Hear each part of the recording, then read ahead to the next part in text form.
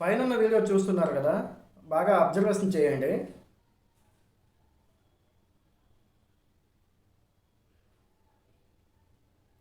YCP హయాంలో ఆ దొంగతనం అనేది జరిగింది. సుమారు అంచనా ప్రకారం ఒక 100 కోట్లు ఇలా విలువ చేసే డబ్బుని, లేకపోతే ఇతరత్ర దీన్ని అప్పటి ప్రభుత్వం అర్చకులతో కూడి దోపిడీ చేశారని ఒక ఆరోపణ ఈ మధ్యనే బయటకు వచ్చింది.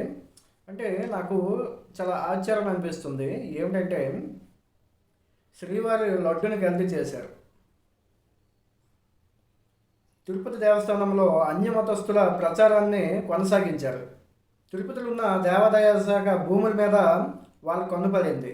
శ్రీవారి టికెట్లని డబ్బులుగా అమ్ముకున్నారు. ఇలా చూసుకుంటూ పోతే చాలానే చేశారు. సో చివరికి దేవుడు ఉండి డబ్బులు కూడా ఇలా దొంగతనం చేయడం నిజంగా ఆశ్చర్యంగా, ఇలా చేయడం ఆశ్చర్యాన్ని కలగజేసింది. సో దీనిపై మీ అభిప్రాయం ఏంటో కామెంట్లో చెప్పండి.